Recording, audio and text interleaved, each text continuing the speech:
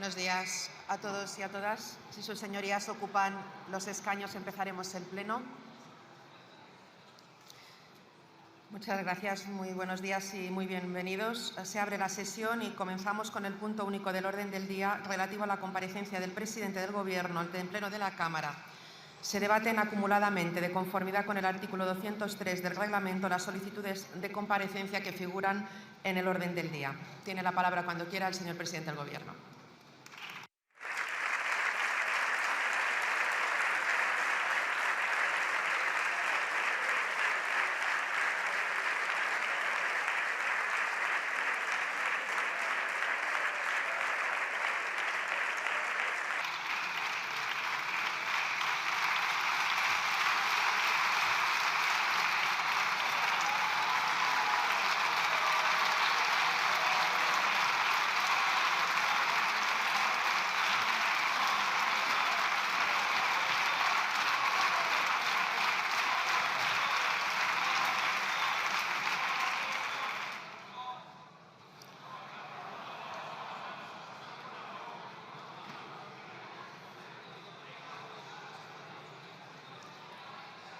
Silencio, por favor.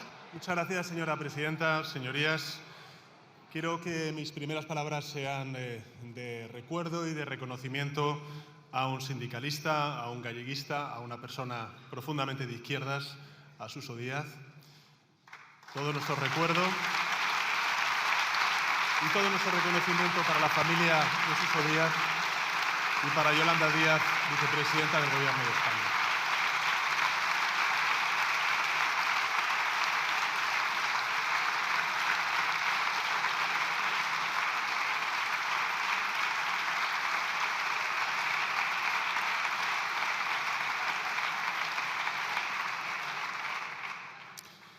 Señorías, comparezco, como saben, ante esta Cámara para dar cuenta del caso de corrupción que parece involucrar a los dos últimos secretarios de organización de mi organización, del Partido Socialista.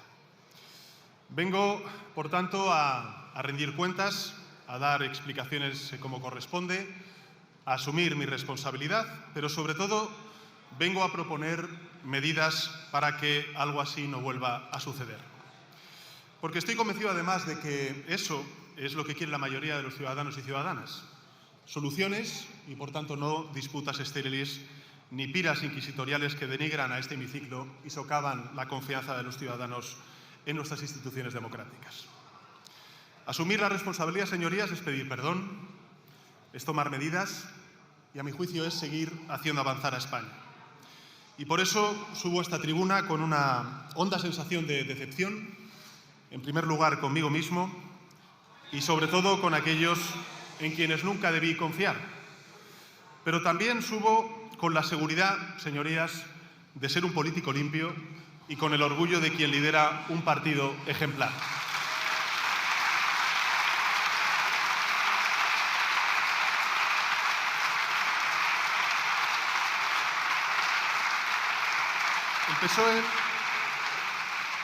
El PSOE tiene cargos electos en más de 4.000 ayuntamientos, diputaciones, consells, cabildos, parlamentos autonómicos también, en las Cortes Generales. Ninguno de ellos, ni de ellas, merece el torrente de insultos, de ataques y de generalizaciones de los que han sido víctimas en estos días. Sobre todo y ante todo porque esas personas son honestas, son decentes, son personas comprometidas con su país, con sus errores y con sus defectos. Lo que hacen es estar comprometidas con la ley y con la democracia. La traición, por tanto, de unos pocos no puede manchar al resto. Y entiendo que, desgraciadamente, sí pueda provocar dudas legítimas que deben ser contestadas. Y por eso estoy aquí, para recuperar la confianza de los grupos parlamentarios que apoyan el impulso que el Gobierno de coalición progresista hace en sus tareas ejecutivas, para despejar las dudas que puedan tener legítimamente los ciudadanos que sigan esta comparecencia, contando todo lo que sé y dando cuenta de lo que vamos a hacer para superar esta crisis. Empezaré por el principio, señorías. Yo conocí a Santos Cerdán en el año más o menos 2014. Cuando llegué a la Secretaría General del Partido Socialista, él ya desempeñaba tareas de responsabilidad en el Partido Socialista de Navarra. En el año 2017, cuando presenté mi candidatura a las primarias para la Secretaría General, Santos Cerdán fue, junto con otros muchos militantes de mi organización, una de las personas que me apoyó y me aupó para ganar esas primarias. Otra de las personas fue José Luis Ábalos. En el Congreso Federal de julio del año 2017, como saben, José Luis Ábalos fue nombrado secretario de organización, Santos Cerdán fue nombrado responsable de coordinación territorial de esa Comisión Ejecutiva Federal. Y en el año 2021, tras la salida de José Luis Ábalos, tanto del Gobierno como de la organización, elegí a Santos Cerdán como secretario de organización. Ese fue mi error, confiar en él, confiar en ellos, y lo hice porque en ese momento yo estaba convencido de que Santos Cerdán era una persona íntegra, humilde, comprometida con la causa socialista, porque no existía ningún indicio delictivo o acusación formal contra él. Un año después, en noviembre de 2024, surgieron, como saben ustedes, en los medios de comunicación, los primeros rumores acerca de la supuesta participación de Santos Cerdán en el llamado caso Koldo. Cuando los leí en la prensa, mi primera reacción, evidentemente, fue de incredulidad. Los rumores carecían de concreción, de fuentes fiables o pruebas, y se producían además en un contexto mediático de desinformación en la que nos empezábamos a acostumbrar a leer noticias falsas casi a diario. En todo caso, convoqué al propio Santos Cerdán para conocer su versión. Él lo desmintió todo y me aseguró que eran acusaciones infundadas. Y yo, señorías, le creí. Le creí porque creía conocer la vida sencilla que él llevaba a Madrid, también en su pueblo de Navarra, y porque le había visto trabajar durante 4 años sin que diera muestra alguna de lo contrario. En aquel momento pensé además que estaba haciendo lo correcto. Y pese a que debo respetar, lógicamente, el principio de presunción de inocencia, para mí resulta evidente que me equivoqué.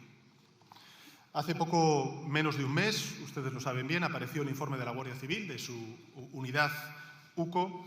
Ni yo ni nadie de mi gobierno conocía de su contenido, de su existencia.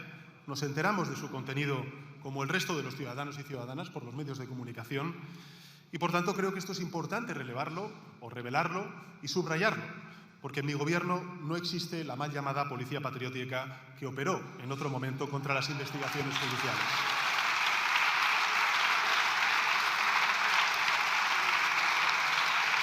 Dicho informe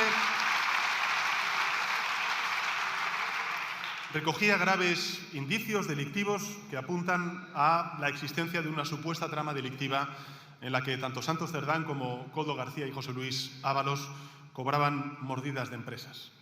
Pero es que además ese informe y esos audios contienen comentarios y conductas machistas que están en las antípodas de mis valores y de lo que mi partido representa. Y en este sentido, señorías, sí quisiera reivindicar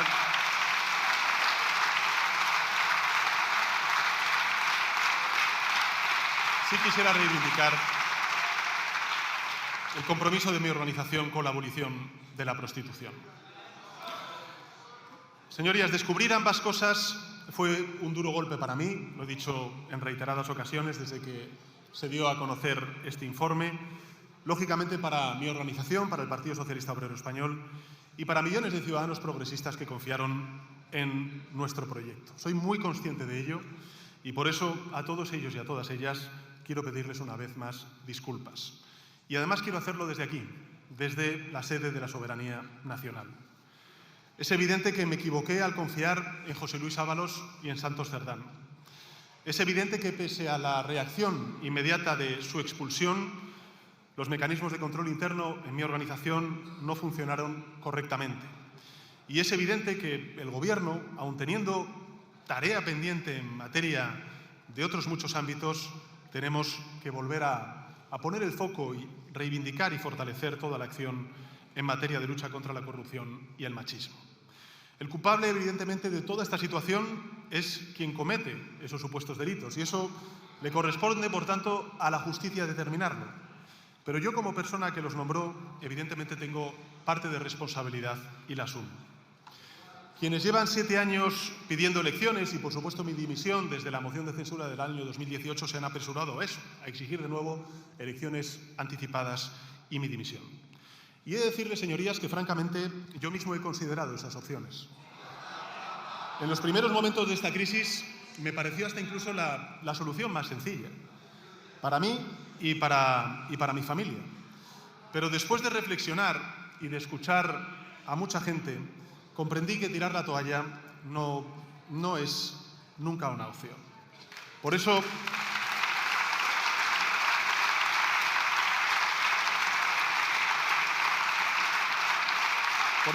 señorías, quiero decirle a los ciudadanos y a sus señorías que no voy a tirar la toalla y que vamos a continuar. Y voy a continuar por 3 razones.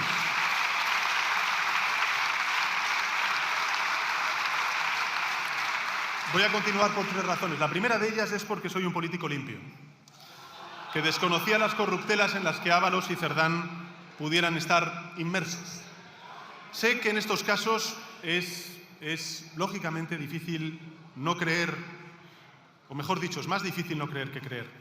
Y entiendo que haya ciudadanos y ciudadanas que tengan dudas sobre lo que sabía y lo que no, pero yo no las tengo. Y por eso voy a defender la integridad del proyecto político que tengo el honor de liderar. En segundo lugar, señorías, voy a continuar porque aspiro a recuperar la confianza de los grupos parlamentarios que de una u otra manera han venido apoyando la acción del Gobierno desde el inicio de esta legislatura. Sé, señorías, que no están siendo días fáciles para esos grupos parlamentarios que apoyaron mi investidura como presidente del Gobierno. Sé que están bajo mucha presión, pero quiero decirles a todos y cada uno de ellos que voy a estar a la altura, que voy a satisfacer sus expectativas de regeneración y de lucha contra la corrupción y que voy a cumplir con los compromisos que tengo con ellos. De hecho,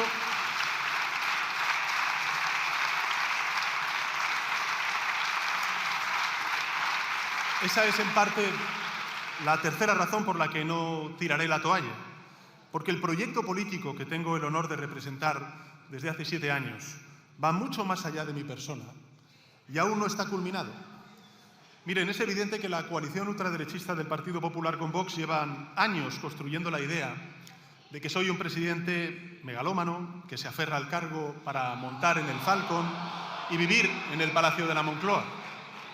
Silencio, señores diputados. Hacen esa caricatura, evidentemente, como hemos denunciado en muchas ocasiones, para deshumanizar al adversario político y porque creen, además, que este cargo es un privilegio a disfrutar y no un alto honor y una gran responsabilidad que ejercer, porque así es como entiende el Partido Popular y Vox el poder. Pero no en mi organización, ni por supuesto yo lo veo de ese modo. Para nosotros y para nosotras el Gobierno es un alto honor, sin duda alguna, pero también es una inmensa responsabilidad y es una gran oportunidad de transformar para bien la vida de la gente. Es una responsabilidad por la confianza que depositaron en nosotros millones y millones de personas que quieren que sus derechos crezcan y no haya una involución, que se respeten en definitiva. Y también es una gran oportunidad para mejorar la vida de la gente, para seguir convirtiendo a España en un referente mundial de crecimiento económico, de transición verde, de bienestar social y también de avances sociales en derechos y en libertades. Y esa oportunidad no es solo mía, es de muchos que se dejan la piel cada día para estar a la altura. Por eso, señorías, no voy a tirar la toalla y voy a continuar, porque tenemos un gran proyecto de país en el que confían millones de personas, un proyecto que no podemos abandonar por la corrupción y la zafiedad de unos pocos que, por cierto, no pidieron permiso al resto y que fueron egoístas, que les dio igual jugarse lo que nunca fue suyo, que es la dignidad del Gobierno y el presente y el futuro de España. Señorías, les pido que miren un momento hacia atrás y juzguen también mi labor y la acción de este Gobierno de forma integral y honesta. Porque creo que si lo hacen los ciudadanos, verán que nuestra hoja de servicios es clara y muy positiva. En enero de 2020 presenté en esta Cámara las prioridades y compromisos que guiarían la acción del Gobierno de coalición progresista. Prioridades y compromisos que rubricamos también el pasado mes de noviembre del año 2023 ante una nueva mayoría parlamentaria. Hoy, años después, y a pesar de las enormes dificultades vividas, podemos decir con humildad y también con datos que estamos cumpliendo con esa hoja de ruta. Dijimos que crearíamos empleo y hoy tenemos el mayor número de afiliados y afiliadas a la Seguridad Social de la historia. Dijimos que generaríamos riqueza y hoy somos una de las economías que más crece en Europa y acabamos de superar en PIB per cápita nada más y nada menos que una gran economía como la japonesa. Dijimos que mejoraríamos el poder adquisitivo de los ciudadanos después de muchos años de recortes y de merma de la renta disponible. Y hemos aumentado la renta disponible de los hogares en 11 puntos, señorías, por encima de la inflación.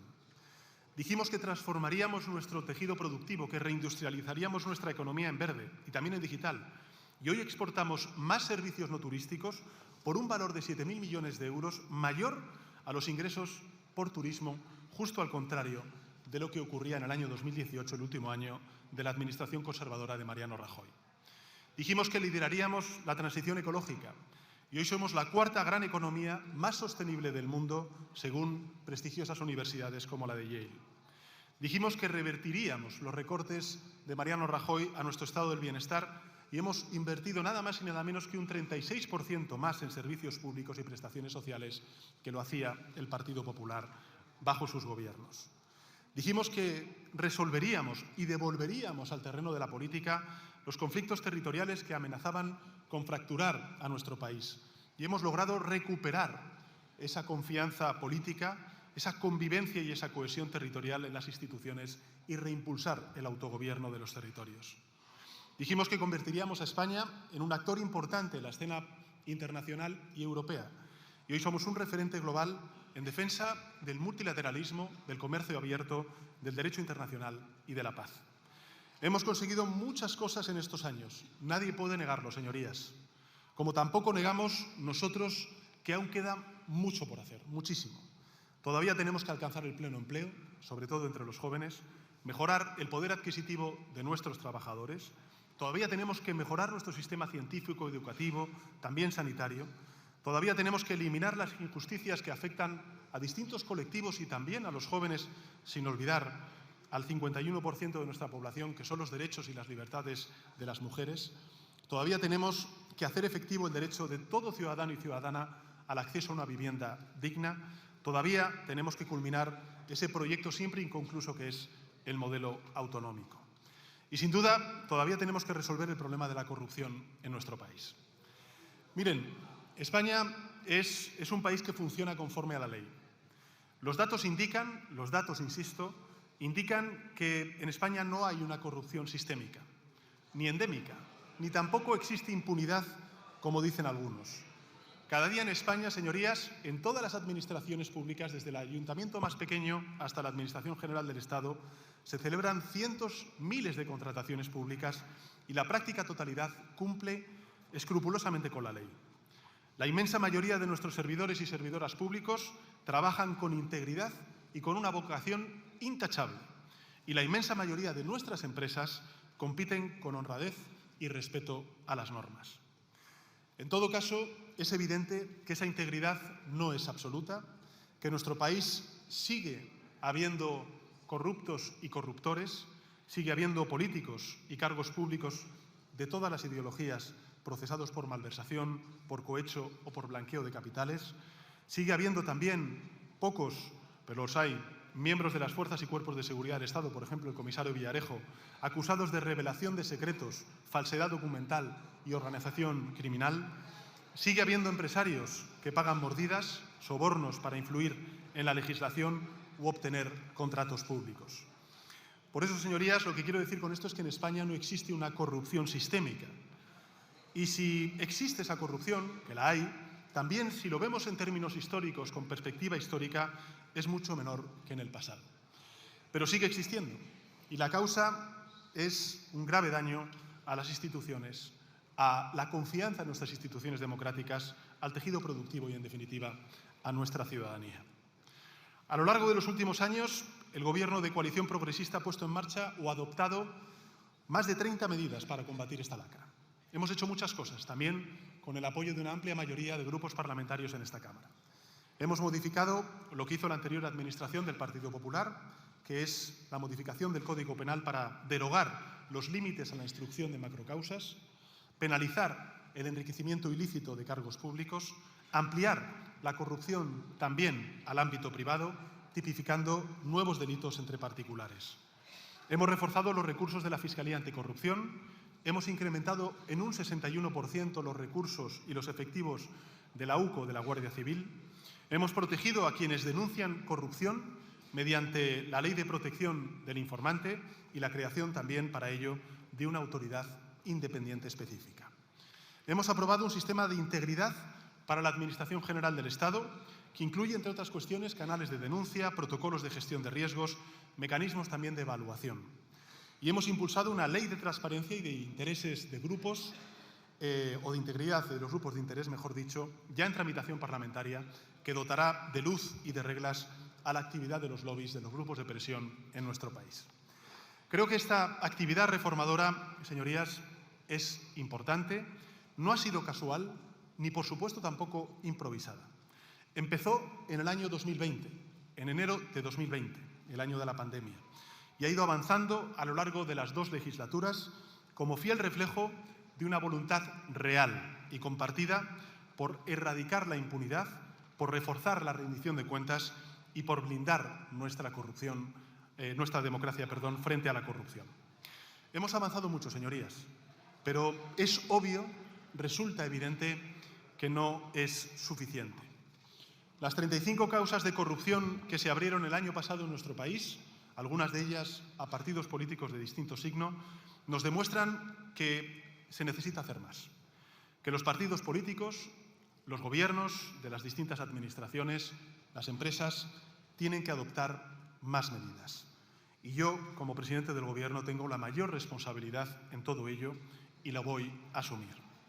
Voy a afrontar el problema de la corrupción y lo vamos a superar, señorías, como hemos hecho con otras muchas crisis que durante estos últimos 7 años hemos tenido que afrontar y gestionar. Este fin de semana, a nivel de mi organización, anuncié no solamente una reestructuración profunda de la Comisión Ejecutiva Federal, sino también un contundente paquete de reformas de sus estatutos y fórmulas de trabajo.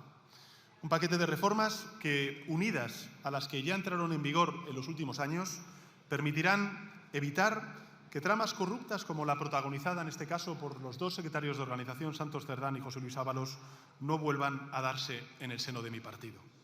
Y convertirán, por cierto, al Partido Socialista en el partido con los mecanismos y las reglas más ambiciosos en materia de transparencia y de compromiso feminista. En todo caso, señorías, sabemos que actuar dentro de la organización, de nuestras organizaciones, solo permite abordar una dimensión de este reto, de este desafío. Porque la corrupción no solo ha existido en una organización, existen otras, también en instituciones y en algunas empresas. Y si realmente queremos seguir reduciendo esta lacra social hasta acabar con ella definitivamente, tenemos que actuar también sobre estos espacios. Por eso, señorías, quiero anunciarles que el Gobierno de Coalición Progresista les propone a ustedes y también a los ciudadanos la aprobación de un plan estatal de lucha contra la corrupción. Un plan estatal de lucha contra la corrupción dotado de 15 medidas de importante calado que hemos diseñado conjuntamente con un organismo multilateral como es la OCDE, en concreto con su prestigiosa división de anticorrupción e integridad en el Gobierno. Un plan estatal, por tanto, de lucha contra la corrupción con 15 medidas que hemos elaborado conjuntamente con la OCDE. Este plan ha sido, como he dicho, elaborado a lo largo de este último mes, desde que salió el caso de Santos Cerdán, también con reuniones con los distintos grupos parlamentarios, con los socios de Gobierno, el Grupo Parlamentario de Sumar, a quienes quiero agradecer su ayuda, con expertos de la sociedad civil, con los técnicos de la OCDE, que es, como saben, el organismo multilateral que se encarga de mejorar la calidad institucional en los 38 países más avanzados del mundo. Y además de sus aportaciones y de esta elaboración conjunta con la OCDE, hemos incorporado también distintas propuestas del Foro de Gobierno Abierto, del Grupo de Estados contra la Corrupción del Consejo de Europa y también recomendaciones de la Comisión Europea. En su conjunto estamos convencidos, señorías, de que este plan de lucha contra la corrupción supondrá el mayor impulso a la prevención, a la lucha y la reparación de la corrupción que se ha hecho en las últimas décadas en nuestro país. El objetivo, por tanto, señorías, es situarnos en esto a la vanguardia del continente, como ya lo hemos hecho en otros muchos ámbitos a lo largo de estos 7 años de gobierno de coalición progresista. Los miembros de esta Cámara, los medios de comunicación, la ciudadanía en su conjunto van a poder acceder a este documento completo del plan hoy mismo desde la página web de la Moncloa, sus redes sociales, pero me gustaría aprovechar, lógicamente, esta comparecencia para presentar ante sus señorías y también ante la ciudadanía sus principales medidas, siguiendo los 5 ejes que integran este plan estatal. El primer eje de este plan se centra en la prevención de riesgos y en el fortalecimiento de los controles en materia de corrupción. Entre sus 6 medidas, sus señorías encontrarán la puesta en marcha de una agencia de integridad pública independiente que asumirá las funciones claves en la prevención, en la supervisión y en la persecución de prácticas corruptas. En España, señorías, contamos con muchos organismos dedicados a la lucha contra la corrupción en los distintos niveles estatales, tanto el Estado como también las comunidades autónomas. Y es evidente que esta multiplicidad nos ha permitido tener muchos ojos, pero también resulta evidente que ha generado ineficiencias y vacíos de coordinación. De hecho, señorías, los técnicos de la OCDE nos recomiendan también, además de otros grupos parlamentarios, crear esta agencia que deberá coordinar de forma independiente la lucha contra la corrupción y que será encargada de liderar los esfuerzos en esta materia. Al mismo tiempo, señorías, vamos a extender la metodología aplicada a la adjudicación de los fondos Next Generation, los fondos de recuperación, transformación y resiliencia, a toda la administración del Estado. Lo que vamos a hacer es crear mapas de riesgo, de integridad, usar el análisis avanzado de datos para detectar vulnerabilidades en procesos críticos de contratación, también las subvenciones o la propia gestión presupuestaria. Y para ello vamos a introducir aplicaciones de inteligencia artificial en la plataforma de contratación del sector público. Perdone, señor presidente del Gobierno. Señores diputados y diputadas, por favor, les ruego silencio. Señor presidente, cuando quiera. Silencio, por favor. Como decía, vamos a introducir aplicaciones de inteligencia artificial en la plataforma de contratación del sector público, de modo que nos permita automatizar, optimizar la identificación de patrones anómalos o indicios de fraude. Porque es inaceptable que haya empresas que sistemáticamente, con diferentes modificaciones de contratos en administraciones, no sean detectadas y no tengamos información necesaria para evitarlo. Yo creo que con esta nueva herramienta tendremos esa capacidad para poder detectar esos patrones. Y en virtud de esta misma lógica, señorías, exigiremos sistemas de compliance anticorrupción a las empresas que quieran contratar con las distintas administraciones y desplegaremos pactos de integridad para determinados contratos públicos, un sistema que ya usan, por cierto, otros países europeos y que sirve para monitorear de forma independiente los procesos de contratación, reduciendo, por tanto, el riesgo de mala praxis. Y además, como saben, la nueva Ley de Administración Abierta reforzará la obligación de transparencia activa, establecerá mecanismos de alerta temprana y actualizará el portal de transparencia del Estado. Y vamos también a establecer controles patrimoniales aleatorios y anuales para altos cargos durante su mandato para vigilar que nadie obtenga un beneficio, indebido. Dentro de este eje, señorías, reforzaremos también los controles a los partidos políticos para garantizar que quienes gestionan recursos públicos y representan a la ciudadanía lo hagan con los más altos estándares de integridad y de transparencia. ¿Qué es lo que vamos a proponer a sus señorías, a las formaciones políticas? Bueno, pues la obligación a partidos y fundaciones con financiación pública superior a los 50.000 euros a realizar auditorías externas e independientes. Profundizando, por tanto, en la transparencia en las donaciones, también en la financiación privada, reduciendo el umbral de la publicación de donaciones a 2.500 euros y el plazo también de publicación a un mes desde su recepción. Y también propondremos la aprobación de esta Ley de Transparencia e Integridad de los Grupos de Interés que asegurará que la relación entre empresas y servidores públicos se produce con responsabilidad y con transparencia. Esto respecto al primero de los ejes de este plan que hemos elaborado conjuntamente con muchos de sus señorías y también con la OCDE. El segundo eje del Plan Estatal de Lucha contra la Corrupción que les proponemos, señorías, se centra en la protección de quienes dan un paso al frente a la hora de denunciar supuestos y potenciales casos de corrupción. En una democracia madura no se castiga a quien denuncia, se le escucha, se le protege y se le respalda. Contamos, como saben ustedes, con la Ley 2/2023 para la protección de los informantes y con la Autoridad Independiente de Protección al Informante, como antes he relatado. Pero es evidente que esta ley no es suficiente. Por ello, lo que vamos a incluir en la nueva Ley de Enjuiciamiento Criminal es que cualquier persona que acuda directamente a la Fiscalía, a la Policía o a un juez a denunciar casos de corrupción cuente con garantías plenas de confidencialidad, de protección y de apoyo legal. Exigiremos, por tanto, que las empresas tengan también canales internos de denuncia y obligaremos a todas las administraciones públicas, incluyendo las autonómicas y las municipales, a incorporar estos canales en un sistema general de integridad institucional. Nuestra lucha contra la corrupción, señorías, no puede basarse en rumores ni tampoco en acusaciones vacuas, pero tampoco puede permitirse que informaciones valiosas se pierdan en los pasillos. Y, por tanto, las medidas contenidas en este eje yo creo que nos pueden ayudar a evitarlo. El tercer eje de este plan contiene 3 medidas destinadas a reforzar la capacidad del Estado para investigar, juzgar y sancionar los casos de corrupción. Medidas, por tanto, para fortalecer nuestro sistema judicial, para dotarlo de mayor independencia, también de medios, y endurecer las sanciones contra corruptos. Para ello, crearemos secciones especializadas en delitos contra la administración pública dentro de los nuevos tribunales de instancia, con jueces y juezas especializados, algo que, por cierto, ayudará a agilizar los procesos judiciales y aumentar su eficacia.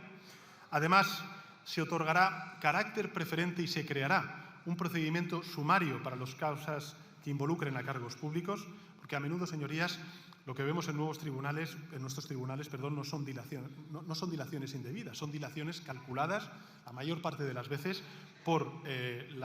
provocadas por las partes, que merman la confianza de la ciudadanía en la acción de la justicia. Para hacernos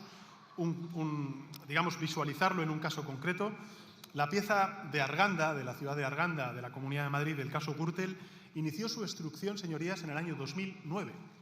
Y no hemos conocido la sentencia hasta 16 años después, es decir, en este mismo año, el año 2025. Esto, evidentemente, debemos abordarlo porque, si no, podemos estar abriendo las puertas a la impunidad. Asimismo, contaremos con un continuo refuerzo de la Fiscalía Anticorrupción, con más medios. Remitiremos a las Cortes Generales el anteproyecto de ley de enjuiciamiento criminal, que incluirá una reforma estructural del modelo de instrucción penal, atribuyendo esta competencia al Ministerio Fiscal, como ya sucede, por cierto, en otros países europeos, y garantizando su independencia y sus recursos. Señorías, si queremos acabar con la corrupción, tenemos que perseguir a los corruptos, pero también tenemos que hacerlo con los corruptores, porque detrás de cada mordida hay alguien que recibe, pero también hay alguien que paga. Empresas, empresarios que suelen irse de rositas y que tienden a eludir la crítica pública y también el castigo judicial. Y esto, evidentemente, no puede seguir así. Por eso vamos a endurecer las penas por delitos contra la administración pública en el Código Penal y duplicaremos los plazos de preinscripción. Y, además, aumentaremos las multas a las empresas corruptoras, calculándolas no sobre los beneficios obtenidos, sino sobre sus ingresos anuales. Y pondremos en marcha un sistema de exclusión y de listas negras para impedir que las empresas condenadas por corrupción puedan seguir contratando por la administración pública.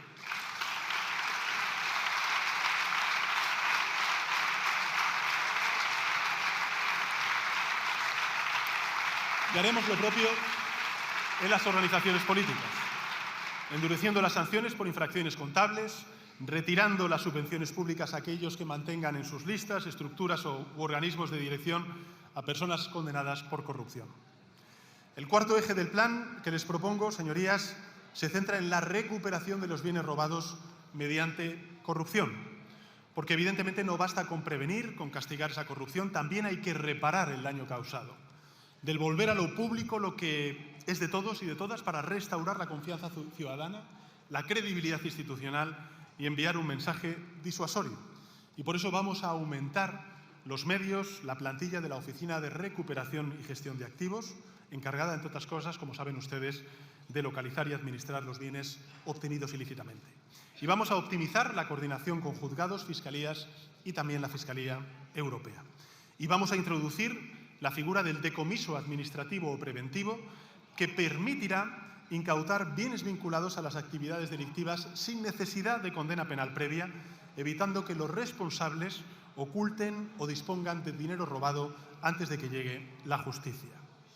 Sea como fuere, señorías, yo creo que ningún sistema de anticorrupción será completo si no va acompañado de un cambio también cultural profundo. Es por eso que el último eje del plan aborda lo más complejo, lo más difícil, pero yo creo que lo más transformador. Y es generar una verdadera cultura de integridad que impregne nuestras administraciones públicas, que movilice a la ciudadanía y que responsabilice también con ello al sector privado, a las empresas de nuestro país. Para guiar ese esfuerzo, realizaremos estudios demoscópicos anuales sobre la percepción y experiencia directa de la corrupción en España, para medir el alcance del problema, evaluar también las políticas y su eficacia. Lanzaremos campañas de concienciación ciudadana para visibilizar el impacto que tiene la corrupción, promover también el uso de los canales de denuncia y reforzaremos la formación de los empleados y empleadas públicas en integridad y prevención, incorporando contenidos específicos en el acceso a la función pública. Empleados, por cierto, vuelvo a repetir, empleados y empleadas públicas que en una amplísima mayoría, al igual que los representantes públicos, señorías, desempeñan su tarea con rigor y con total honestidad. Sabemos que esta clase de procesos de concienciación cívica llevan tiempo, que tardan años en dar sus frutos, pero también sabemos que esos frutos son esenciales para construir una sociedad íntegra. Señorías, estas son las principales medidas de este Plan Estatal de Lucha contra la Corrupción que el Gobierno de coalición progresista ha elaborado conjuntamente con aquellos grupos parlamentarios que han querido unirse y sumarse con sus aportaciones a este plan, también siguiendo las recomendaciones de distintos foros nacionales como internacionales y en consonancia también conjuntamente con la OCDE. Creo que es un plan ambicioso, señorías, realista, honesto, que no busca satisfacer la lógica demanda coyuntural de anuncios, sino resolver el problema siguiendo la recomendación de los expertos y las demandas de los representantes públicos. Y quiero decirles además, señorías, que vamos a cumplir hasta la última coma de este plan. Y para demostrarlo también les anuncio que hemos acordado con la OCDE un sistema de seguimiento y de evaluación que dará cuenta de los avances realizados a los 12 y a los 24 meses y que emitirá un dictamen técnico que será de dominio público y, por tanto, de libre acceso a quienes tengan interés en saber exactamente qué avances se están produciendo en materia de regeneración y de lucha contra la corrupción. Esta es nuestra propuesta, señorías.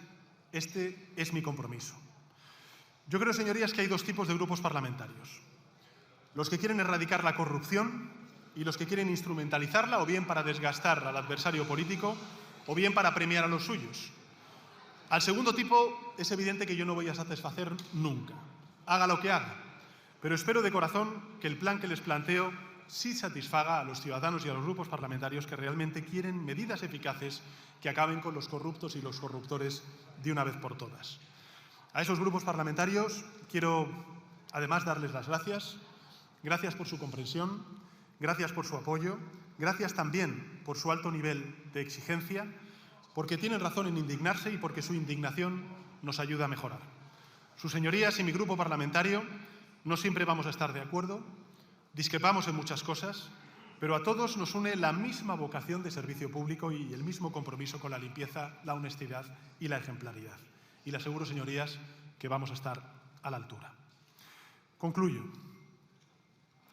diciendo que soy muy consciente a los ciudadanos y ciudadanas que las noticias que hemos conocido estas últimas semanas han sido un jarro de agua fría para todos y todas. Para aquellos que confiaron en mi organización, en este Gobierno, en el año 2023, pero también para la sociedad en su conjunto. porque la corrupción no puede tener cabida en ningún lado del tablero, pero mucho menos entre progresistas. No solo porque es ilegal, sino porque es radicalmente incompatible con los valores que defendemos: la igualdad, la justicia social y el valor de lo público. La corrupción es una afrenta a quienes han luchado y luchan por una sociedad más digna y más limpia. Pero si algo también define a aquellos que nos definimos como progresistas, es que no nos escondemos, no renegamos de nuestros errores ni bajamos los brazos ante la adversidad.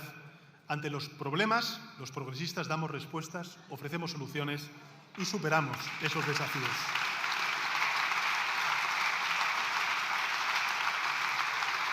Durante estos 7 años que tengo el honor de gobernar el país, hemos superado desafíos que parecían imposibles y no quiero relatarlos, pero los hicimos con la misma determinación, todos y cada uno de ellos, poniendo a las personas en el centro y defendiendo lo público. Ahora, por tanto, señorías, no va a ser distinto. Vamos a superar la crisis de corrupción con hechos, con medidas, con reformas y transformaciones estructurales que fortalecerán a la postre nuestra democracia y blindarán nuestras instituciones frente a la codicia de algunos. Porque la confianza se recupera con acción y con coherencia, no dando pasos a un lado. Y como presidente del Gobierno, yo asumo mi responsabilidad y afronto este reto, lógicamente con determinación y con toda humildad. Afronto el reto de mejorar los mecanismos que tienen nuestras instituciones para evitar, para perseguir y para castigar la corrupción. Lo fácil, señorías, ciudadanos y ciudadanas, sería tirar la toalla. Pero nosotros no hacemos lo fácil, hacemos lo correcto.